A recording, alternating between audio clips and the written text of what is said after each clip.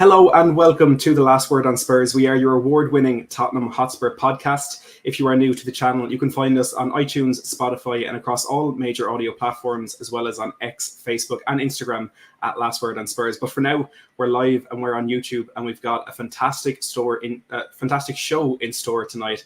I'm your host Matt Hayes, and I'm joined by a phenomenal guest tonight to give us the lowdown on Yang Min-hyuk, Tottenham's imminent signing from Gangwon FC, which we're hoping will be announced in the next couple of days. But let's introduce our guest, Jason Lee, Korean football journalist. Thank you so much for your time to come on the channel tonight. Oh, thanks for having me, Matt. I mean, I'm a fan of the channel, so when you invited me, it was a very easy yes. Like you said, exciting news that we have to talk about tonight, and looking forward to it. Yeah, it's going to be a great show. There's so much to talk about a player who's so talented in so many different ways, and I think well-rounded is probably the best word that we can put on this youngster's game. Before we do get into that, just to bring everyone up to date with the latest transfer news regarding Bryan Gil, who could be on the way out to make way for our new signing. Gil is expected to join Girona on a loan deal. It's maybe a bit of a surprise that it's gone this way, but the way it's working out is that the player is set to sign a new contract at Tottenham. He will then go on loan to Girona for a year, and in that new contract, there'll be a €15 million release clause that Girona will have first dibs on next season. But of course, if they don't want to activate it, any other club can. So Bryan Gil, for now, out on loan, but Tottenham hoping that a good season in Spain for him can make that permanent. Regarding the man of the hour, Yang Min-hyuk, it has been given the here we go treatment by Fabrizio Romano. Tottenham are expected to make this deal permanent. There's not much talk of a fee on the English side of the media, but I think the Korean media for quite a while have been given the fee of around €4 million for the player. But let's see what Tottenham are spending that €4 million on. Yang himself has been speaking after yesterday's victory against Jeonbuk. He was asked about the links, and he said there's some truth to it all. The transfer rumours haven't led to any official offers yet. I think maybe a bit of media training coming in there. But he said they can be seen as speculation. However, I believe they surfaced because there's some truth to them. Jason, before we get into the finer details of Yang Min-hyuk's career so far and the talent that has put him on Tottenham's radar, can you tell us about the feeling amongst Korean fans regarding the player's future? I mean, it's no secret that he is one of the most exciting young talents that's in Korea at the moment. But how far do Korean fans actually think this player can go? Yeah, I think the feeling is overwhelmingly positive. Just to kind of set the story of how this transfer unfolded, far before this transfer was known to most Spurs fans. Actually, Korean football fans knew that Yang was going somewhere in the Premier League. In a YouTube live, the president of Gangwon FC, which Yang currently plays for, he was like, we're negotiating with a Premier League team for the transfer of Yang. They are a top 6 club. They are based in London, and I think it's fair to say they are a top 20 club in the world. So from that YouTube live, fans went crazy. It's like, this is our best prospect probably ever, and he's linked to a top 6 club in the Premier League. That's absolutely crazy. And so people were guessing, is it going to be Chelsea, who recently have been hoarding international prospects left, right, and center? Is it going to be Arsenal, Tottenham? Who is it going to be? And unfortunately for me, as a Spurs fan as well, he is going to the better North London team. So I think fans are very positive about this transfer. They're very familiar with the club, obviously due to Son's connection there. And recently, 𝐅𝐸 Postecoglou being the manager only helps, I think, the perception of Korean football fans, because they know, firstly, he plays really exciting attacking football. He's not afraid to use the youth. And the fact that he has experience managing in Asia, specifically Japan, and then when he brought over some both Japanese and Korean players when he used to manage Celtic, the fans know that 𝐅𝐸 Postecoglou has a very, very positive history managing Asian players. So it seems like it is a perfect match on paper, with Yang being hopefully the successor to Son's success at Tottenham. But time will tell. But in terms of the overall perception that this transfer has in Korea, it's very, very positive, Matt. I think those YouTube lives that the CEO of Gangwon is doing are crazy, because I know when Yang signed his first professional contract, it was announced on a YouTube live as well, which I think is just so different to the way clubs operate in England. But it's great to see that there is that openness about it. And I think in hindsight, it's a bit weird that English fans didn't pick up on that news a little bit quicker and try to figure out who that club was. I think Tottenham fans maybe 2 or 3 days before this really started going, put 2 and 2 together a little bit, because we were told there were 3 players that we were set to sign. I think kind of slowly but surely figured out that that this was one of those players. But let's get into what we can expect from the 18-year-old on the pitch. He's played 25 games this season, started every single game in the league in his first season with the professional side. He started 14 of those games on the right wing and 11 of those games on the left wing. But I don't think that really paints the full picture, because he has swapped sides a lot of times in the game, starting out on the right and moving to the left recently, and even ending some games up top in the last couple of weeks as well. But what do you think has been his best position for Gangwon this season? Yeah, I think you put it perfectly. I think that I don't know if he has preference in terms of right wing and left wing. I think he's comfortable both times, and it really will depend on game to game whether he's having success on the right, or if he's struggling a bit, he'll move on over to the left. But the flexibility that his manager Yoon Jong-han has given him is really a breath of fresh air. In terms of the player profile that you will expect from Yang, I mentioned this in my YouTube video, but one of the articles I read, it was from a data analyst who's a specialist in terms of data analyst. And when he chugged out the numbers, the most similar player comparison was Anthony Gordon of Newcastle, which we coincidentally were linked to when Fabio Paratici was our technical director. And kind of to compare it more to in terms of Sonny, who more Tottenham fans may be familiar with. In terms of the physical build, he is smaller than Sonny. I believe he's now 175 or 176 centimeters, which is maybe 4 or 5 inches smaller than Sonny. He still has quite a ways to go in terms of physical build, in that he may get pushed off physically when he meets bigger defenders. He's a little slower than Sonny, but that doesn't mean he's slow. It's just the blistering world-class pace that Sonny has. It's really unbeatable. And the similarities in terms of game to Sonny is that he is very comfortable using both his feet. He is an incredible finisher, really, especially for his age. For me, at 18 years old, he is a better finisher than where Sonny was when he was at Hamburg, I think, in the Bundesliga.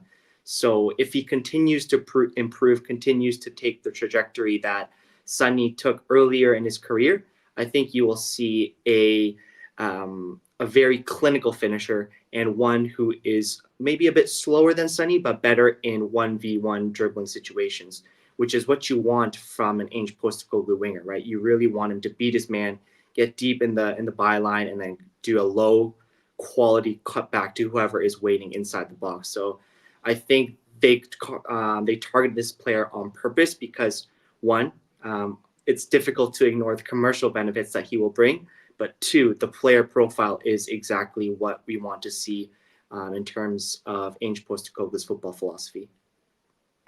I think the similarities there that you mentioned to some with the 2-footed nature of the player is absolutely brilliant, and he fits a profile that Postecoglou has looked for a lot at Tottenham. Like you mentioned there, he's versatile, he's comfortable in different areas of the pitch, and 𝐅𝐸 Gray, one of our recent new signings as well, has said he doesn't care where he plays. I think he recently said goalkeeper is the only position he can play. So another player coming in like Yang, who is comfortable playing in different positions and has the ability to play off the left or play off the right is so exciting. And as good as he is, like you said there, with his pace, able to beat a man, get into the byline, I think he also has a really impressive trait for someone who's a winger, which is how comfortable he is receiving the ball in tight spaces. And he likes to drift into the middle a little bit and kind of play between the lines a little bit. And I kind of, from the games that I've watched back in the last couple of days, I likened it a little bit to the positions that 𝐀𝐬𝐧𝐭𝐀𝐬𝐧𝐭 has played in pre-season, almost as a second number 10, where he is doing a lot of work on the right, but he's also finding good positions in the middle of the pitch. He's maybe dropping a little bit deep sometimes to kind of be that link-up man a little bit deeper. But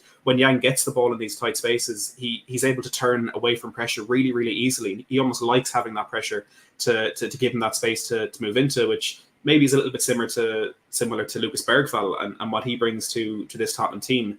But given like I said, the versatility, the different dribbling abilities that he has. How impressed are you by how well-rounded his game is already at just 18 years of age?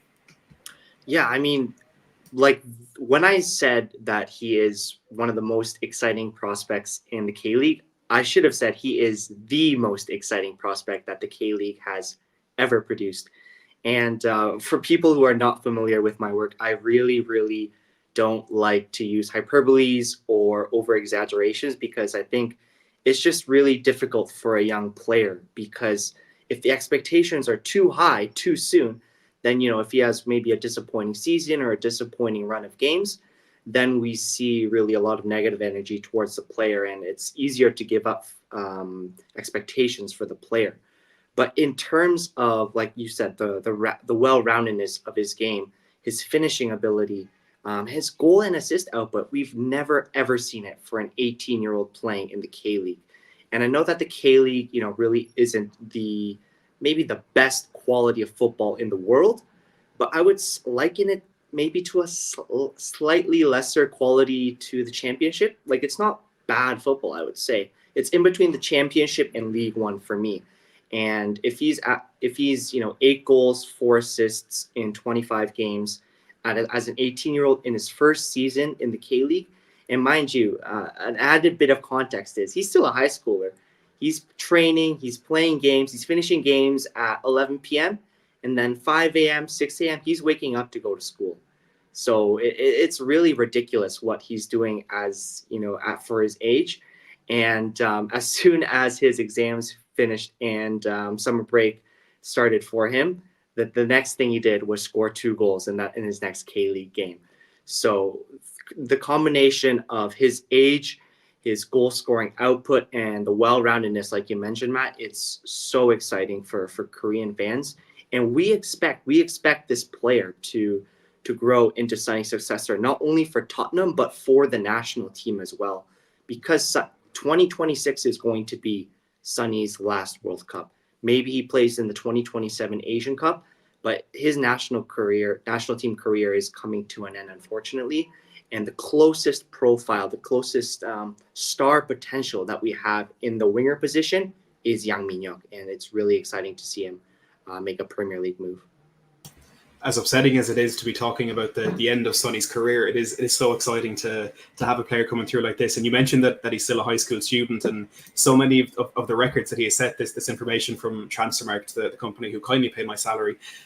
He's the first high school professional player in K-League One history, signing his first professional contract last month, as we said, announced by the CEO on YouTube.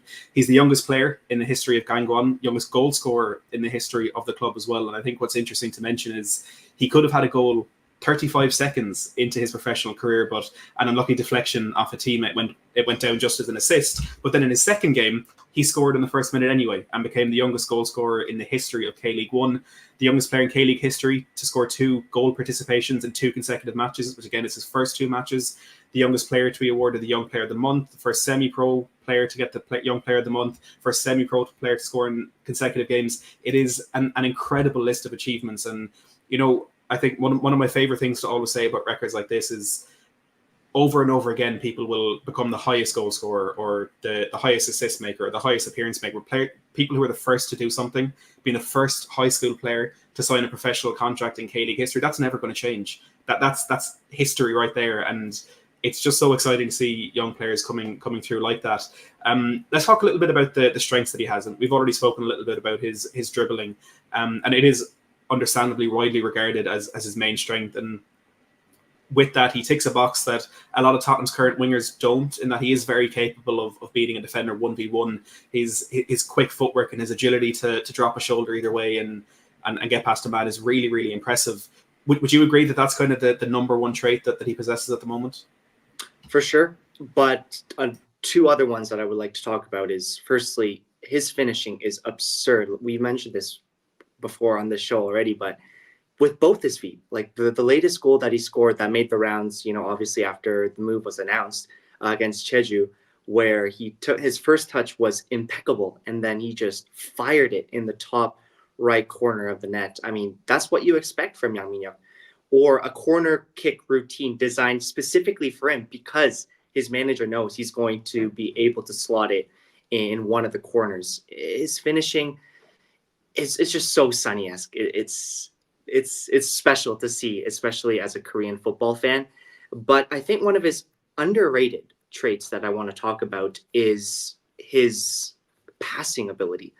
And this is what I'm most excited about for him just to see in the 𝐻 system is you have the final ball inside the box. It has to be perfect.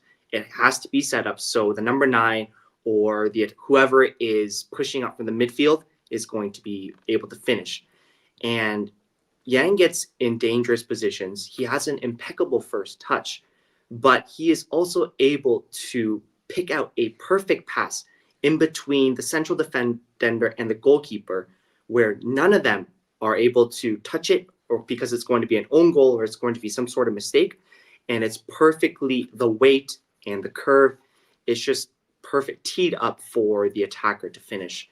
And I think that is going to be, so useful as he continues to be molded by 𝐻 and continues to be integrated into his system. And if you look, he already has 4 assists in the K-League, and I think he's going to have a lot of Sonny type seasons where it's sure 10 goals, but also 10 assists as well. Like, his creativity is a really underrated trait. I mean, he's 8 goals and 4 assists in the K-League so far this season, which is the joint 5th highest return in the entire league, and he's the second highest contributor for Gangwon behind 𝐷𝐸, who has 15.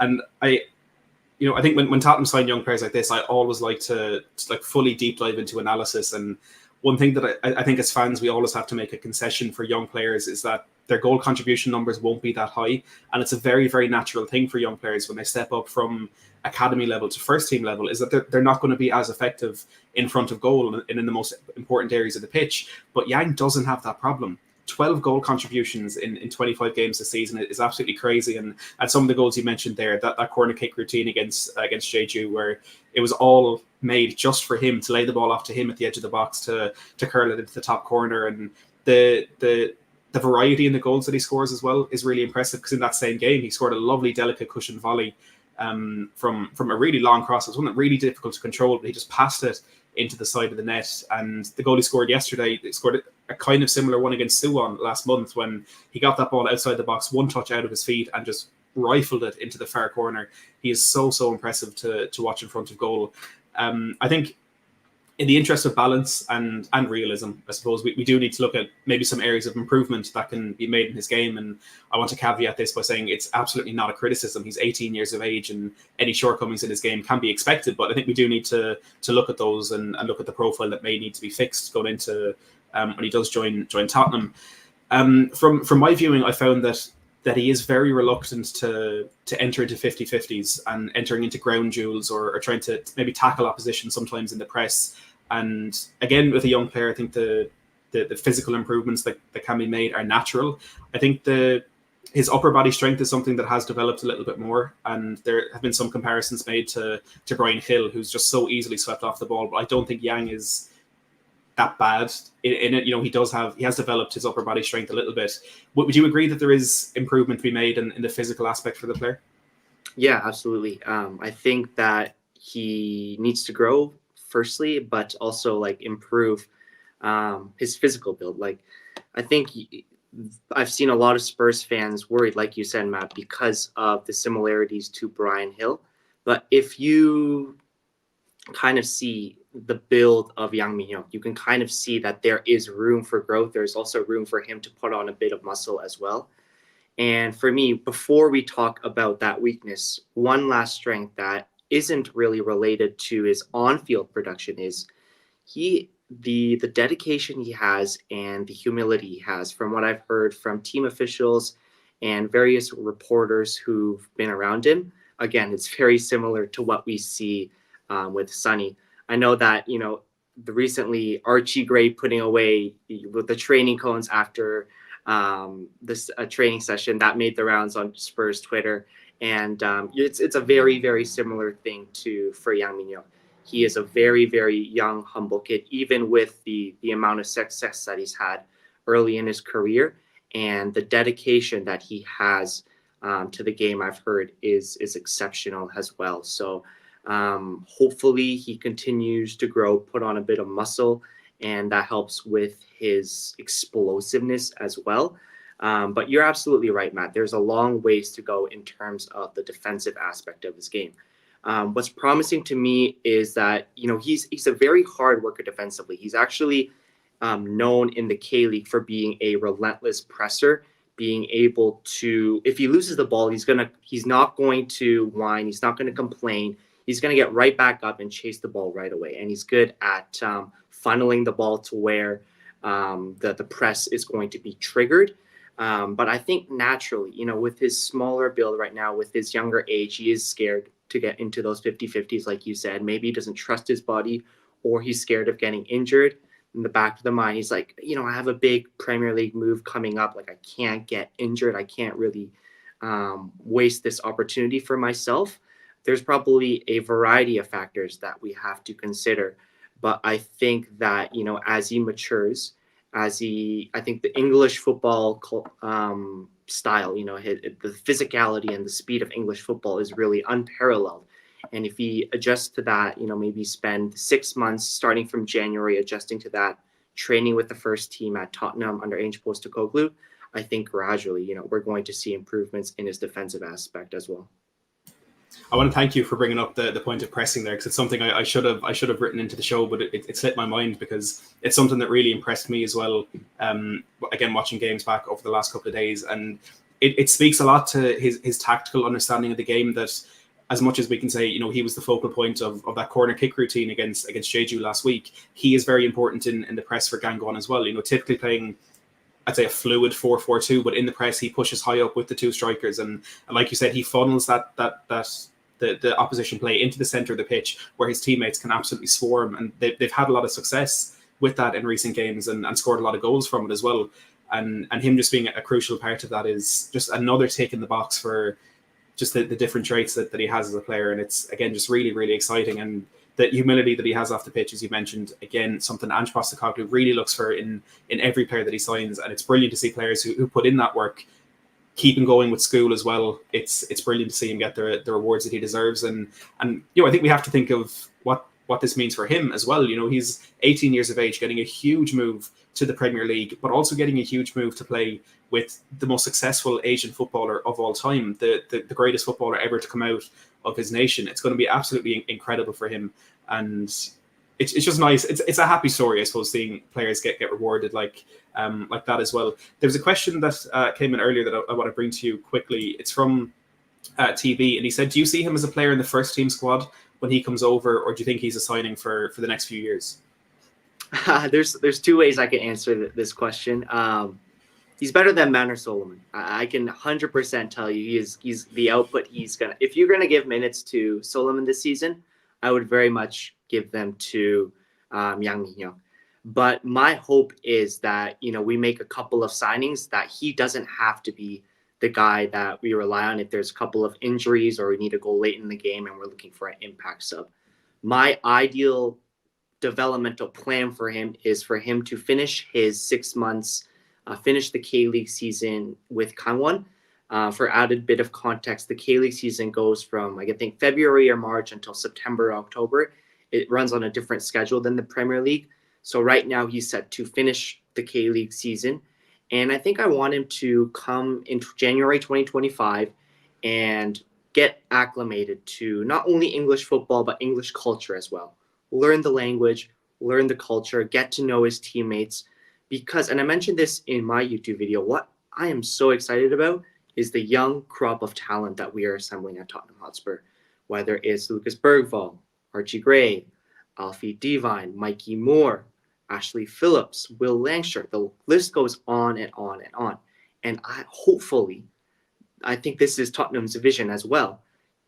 Yang Min-hyuk is going to be one of those players. And if the faster that he can get close to these players, get to know them, hopefully build friendships, then, you know, the better it is going to be for him. I know that Bergvall and Archie Gray kind of already have a bromance going. It'd be brilliant to see Yang Min-hyuk get in there as well. Obviously, having Sonny is going to be immense for him, Sonny taking him under his wings. But, just a 6 months of maybe what I like to call a boot camp under 𝐻 Postecoglou, get him assimilated to the culture, the football, and then hopefully either a loan out to a championship club or maybe abroad, whether it's the Eredivisie or wherever. I think that is the ideal developmental plan that I hope Tottenham will take with Yang Min-hyuk.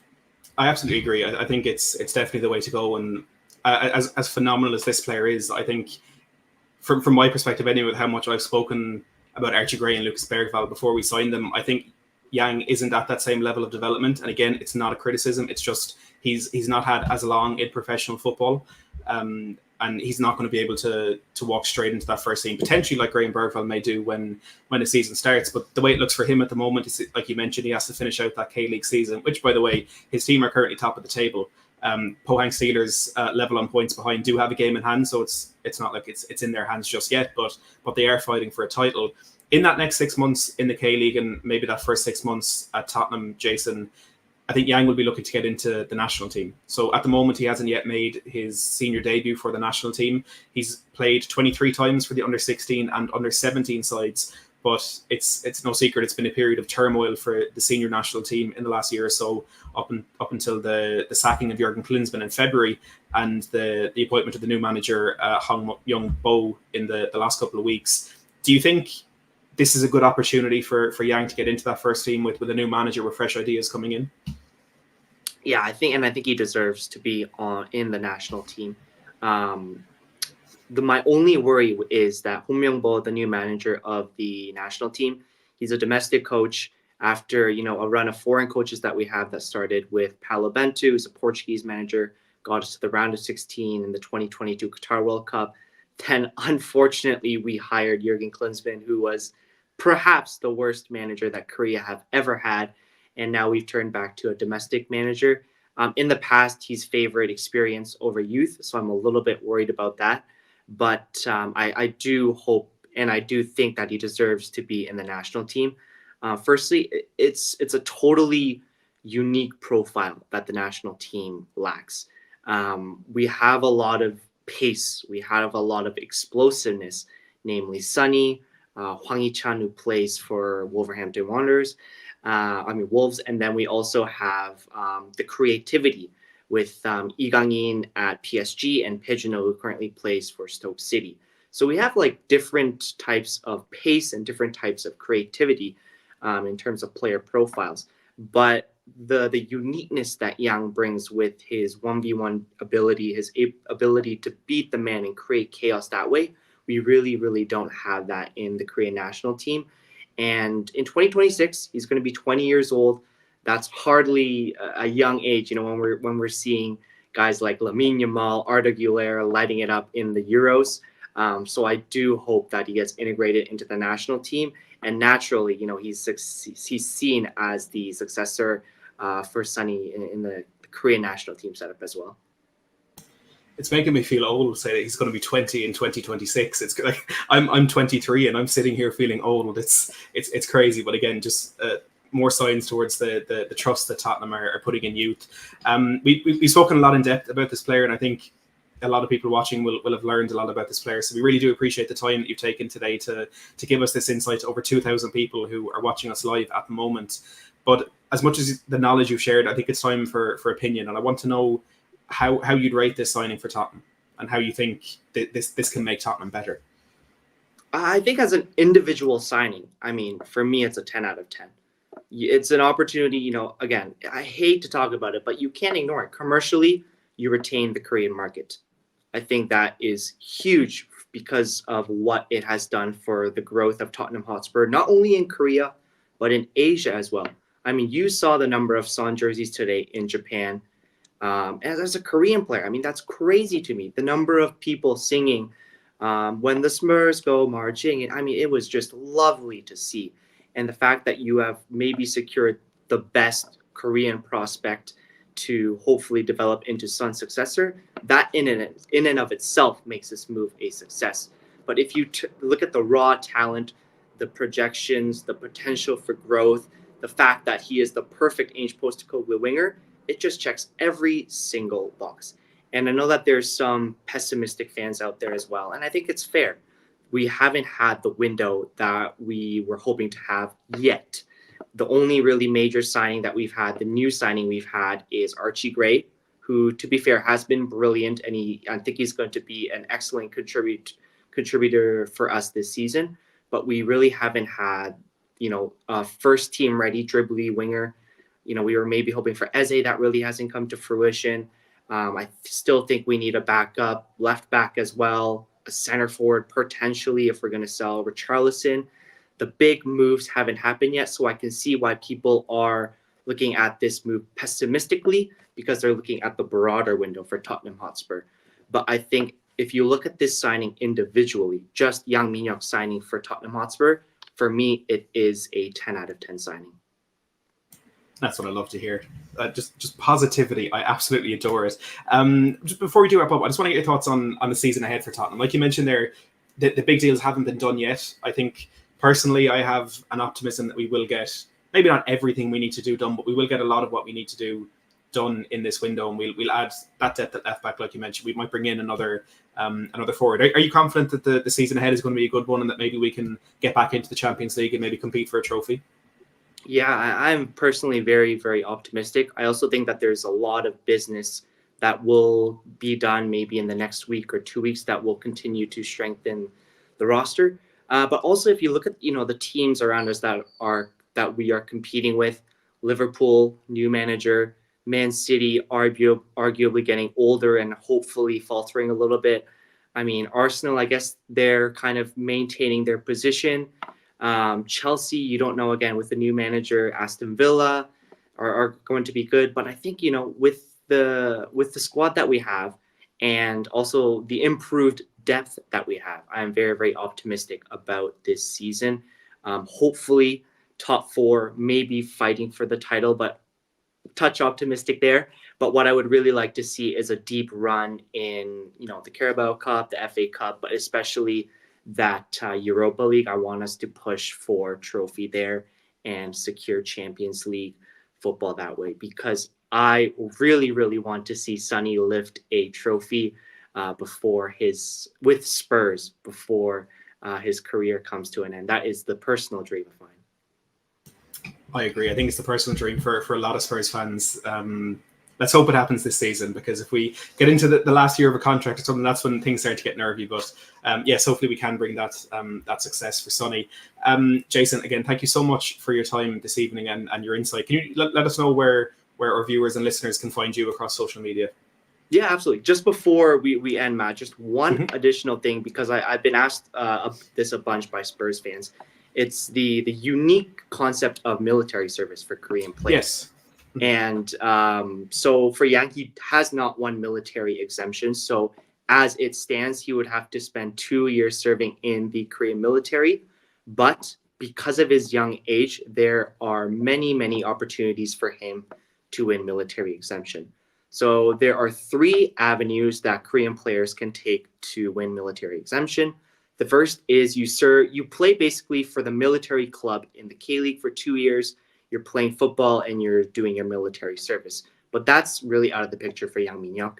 So the other 2 options are, 1, win any sort of medal at the Olympics, or 2, win gold at the Asian Games. Fortunately for Yang Min-hyuk, he has, I think, 3 or 4 opportunities. He'll have definitely 2 Asian Games, one in 2026 and one in 2030. And then he'll also have the 2028 Olympics as well. And Korea have fortunately finished first in the last 3 Asian Games. So all 3 rosters have won military exemption. We've traditionally played very, very well in that tournament. And we also won the bronze medal in 2012. So recent success hopefully will continue, and we'll get that over with for Yang Min-hyuk. In terms of where you can find me, I'm active on Twitter at Jasons_JZub. And then I'm also running a YouTube channel as well called Bibimballers. We cover a lot of fun, mostly focusing on Korean football. But, if there's a major tournament like the Euros or the Copa America, we'll handle that as well. And it's me and Albert, 2 Korean guys talking about football in English. So make sure to catch us there.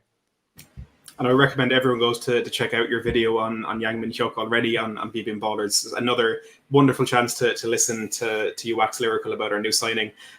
Jason, again, we really appreciate your time. You're 2 hours ahead of us here in Ireland and the UK, so it's a little bit later for you. We really do appreciate the time you've given up. For those of you who've tuned in, again, over 2,200 of you currently watching live, we really, really do appreciate the support. One thing that Ricky always wants to ask you, and that I think he'd be annoyed at me if I didn't ask, is to remind you that the Last Word on Spurs are again finalists in the Football Content Awards. I think that's last year's one I'm showing you. This is this year's one. The nominations are open for the Football Content Awards for 2024. If you can scan that QR code or go to the Football Content Awards website, navigate to the best podcast in Premier League section. You can vote for the last word. You can nominate, rather, the Last Word on Spurs.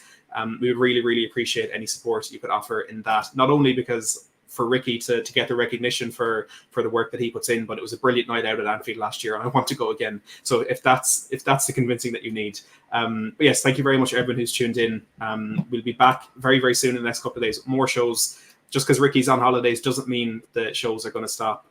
So I look forward to the next couple of shows in the next few days, hopefully with news of a few signings for Tottenham. But for now, from me and from Jason, thank you very much for watching. And as always, come on, you Spurs.